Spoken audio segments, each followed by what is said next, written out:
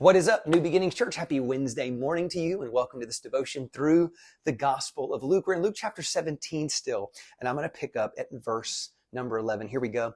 Now, on his way to Jerusalem, Jesus traveled along the border between Samaria and Galilee. And as he was going into a village, 10 men who had leprosy met him.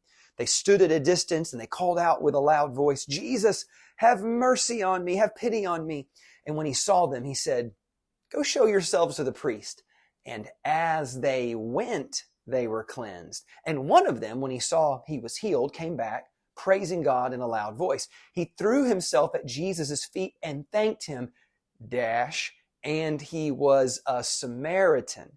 And Jesus asked, "Were not all 10 cleansed? Well, where are the other 9? Has no one returned to give praise to God except this foreigner?" And then he said, "Rise and go. Your faith has made you well." I just want you to know, this is one of the best stories right here. There's so many things packed into this story. I should preach this on a Sunday morning here pretty soon. There's so many things going on here when you understand that he was along the border of Galilee and Samaria. You know, what they're telling you is that he's right there walking that line between the Jews and then, of course, their racial enemy, the Samaritans. And then, of course, that's picked up later because out of the 10 lepers that are cleansed, only one comes back to give thanks and to give praise. And who is that?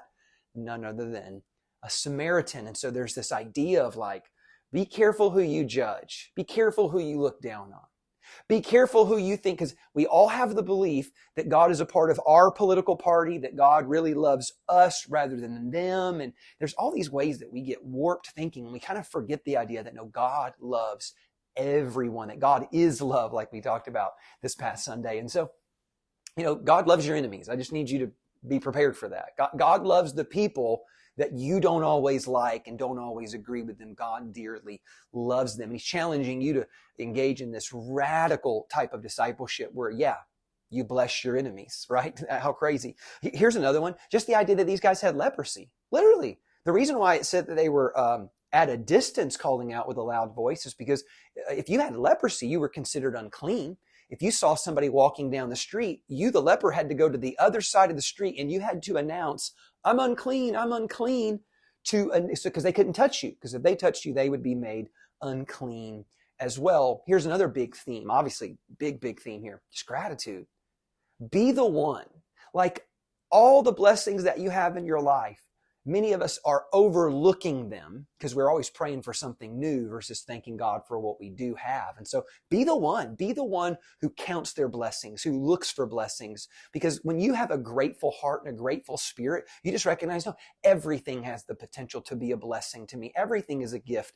The breath in my lungs, the ability to see, the ability to flip on a light. When was the last time you were like, God, thank you for electricity?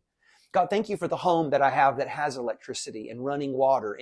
And by the way, a big box that keeps all my food cold or frozen. And giving God thanks. And we just forget sometimes. And so be the one. The habit of gratitude really protects me from myself, from selfishness, from greed, from envy, from so many things. And so, church, this story has so much going in on it that I want you to be encouraged today.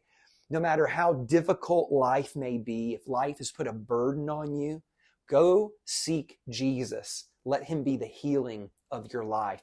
Go be a person who seeks out gratitude and counts the blessings that they have in their life. And be aware that sometimes your blessing might come from something very, very unexpected. In this case, it was a Samaritan who came back to praise Jesus. And so anyway, church, I hope this is a great text to you. I hope it's encouraging you today. I love you so much. God bless you. I'll see you tomorrow.